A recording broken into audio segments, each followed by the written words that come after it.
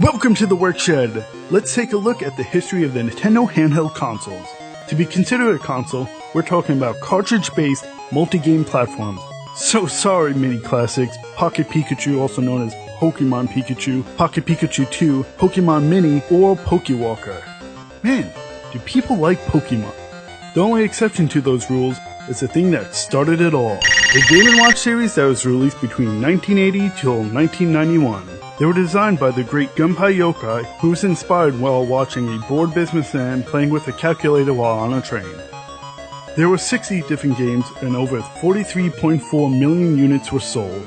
They ran off of LR4X button batteries. The very first one was Ball, and the modern D-pad was invented for Donkey Kong in 1982.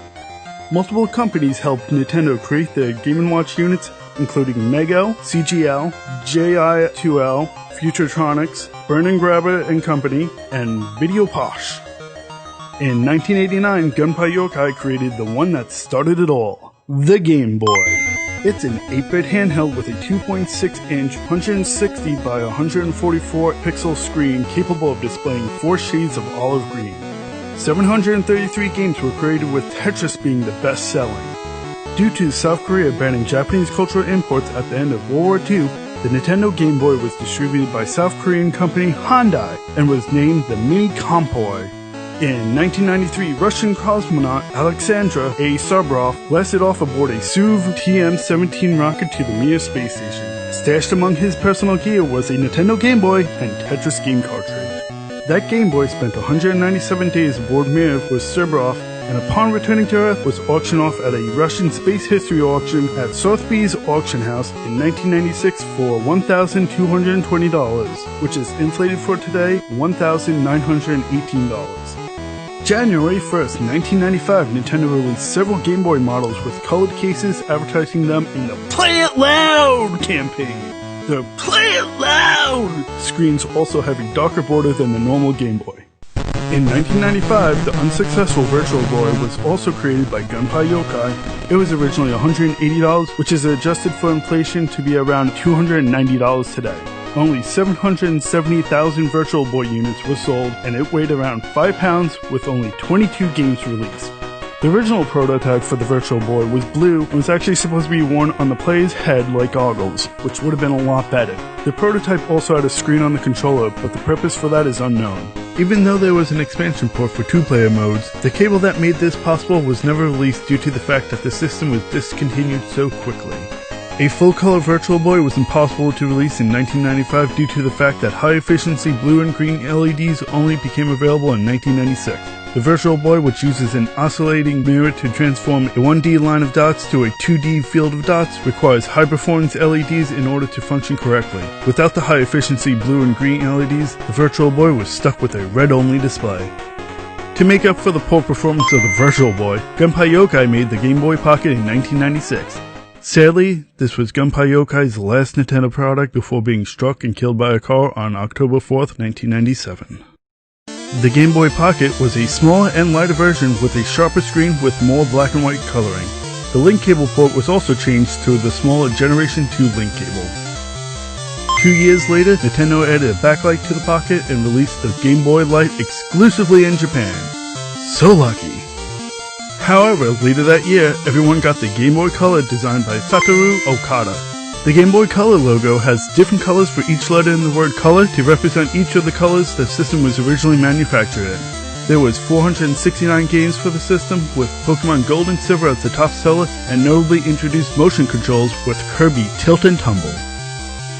2001 brought on the release of the Game Boy Advance. 81.51 million units were sold with a library of 1,075 games, with predictably Pokemon Ruby and Sapphire as the top seller, with Fire Red and Leaf Green in second, followed by Pokemon Emerald. The Game Boy Advance brought on the concept of multi-card and single-card multiplayer gameplay, where not everyone needs the game to play together. Once again, 2 years later, an improved version with a lit screen was released in the form of the Game Boy Advance SP. The SP stands for Special, and there were actually 2 different models. The AGS-001 was front-lit, while in September 2005, the AGS-101 was backlit. Sadly, this was the last system to play physical original Game Boy games. Next, in 2004, the Nintendo DS line was born. 18.79 million systems were sold with a continuous growing library of 1,862 games, with new Super Mario Bros. Leading the sales. The DS is short for Developer Systems, or more appropriately, dual screen. The lower screen, of course, being a touchscreen. Impressively, the Nintendo DS was the first video game console to be played on Mount Everest in June 2005. In fact, it was one of the only pieces of electrical equipment that did not fail once during the climb, and the game that was played was Madden DS. A year later, Nintendo took a step backwards and released the Game Boy Micro, which was a smaller Game Boy Advance with a removable faceplates and no backwards compatibility. And since Nintendo likes to make small versions of previous handhelds, the Nintendo DS Lite came on the scene. This version quickly became more popular than the original DS and sold 93.86 million units. And funny enough, the white version bears a striking resemblance to the 1989 Zelda Game & Watch. In 2008 in Japan and 2009 elsewhere, 2 cameras were added to create the Nintendo DSi. In this new model, downloadable titles were introduced.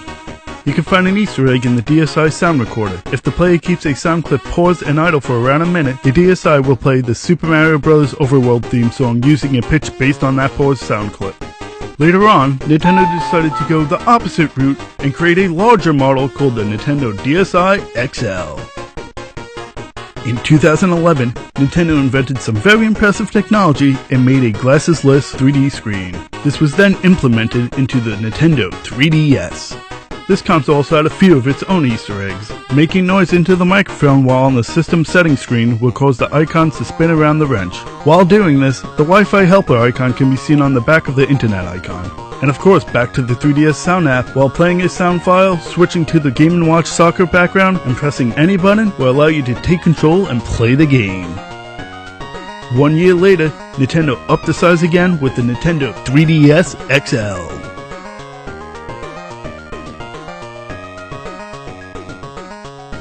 Upon the release of the new Pokemon game, Nintendo decided they needed a system made for kids ages 4 to 6 because the 3DS 3-dimensional effect is not recommended for children 6 and under. This is why the cheaper but larger 2DS was made. It actually has a single touchscreen, but the casing creates the illusion of 2 screens and plastic covers the top screen area to prevent it from being touched. Although the screen has no 3D capabilities, you can still use the 3D camera to take pictures. Nintendo then lost their mind and forgot how to make names that weren't confusing for everything. Thus came the new Nintendo 3DS. This version was originally not going to be released in America due to the XL versions of previous models being more popular, but the demand for the swappable faceplates exclusive to the normal size model brought this version to the US almost a year later. Oddly enough, no AC adapter was included due to it using the same cables since the DSi. Instead, America got the new Nintendo 3DS XL at the initial launch. This too, you had to purchase an AC adapter separately unless you owned a previous model. The main upside to these 2 new models is the addition of face tracking using an infrared LED light for improved 3D viewing, and they incorporated features from the Circle Pad Pro such as a right circle pad and 2 extra shoulder buttons. NFC integration for amiibo support was added, along with a faster processor and more RAM for more advanced games. And now, we're up to the current iteration of Nintendo's handheld portable consoles, the Nintendo Switch! The Switch is an interesting concept where it's a hybrid home portable console. It has a docking stand to play on your TV like a traditional console, but you can attach the controls to the side and play on the go like a portable console. Also, in portable fashion, games can be either downloaded or played off of game cards. Due to their physical size, Nintendo Switch game cards have been coated with denatonium benzoate, a non-toxic, bitter-tasting agent, as a safety precaution against accidental consumption by young children. This whole new system is a great concept, and I can't wait to see where it goes from here.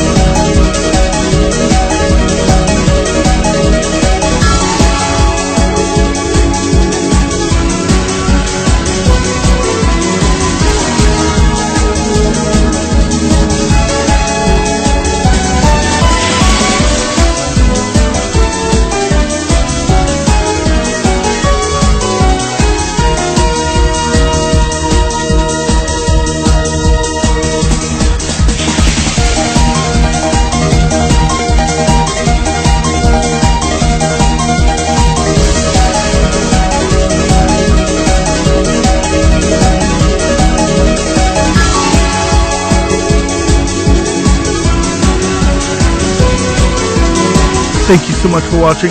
Please check out some of my other gaming videos and let me know what console series you want me to explore next. And if you want to be really awesome, go buy a t-shirt from the Exit 8 T Public store.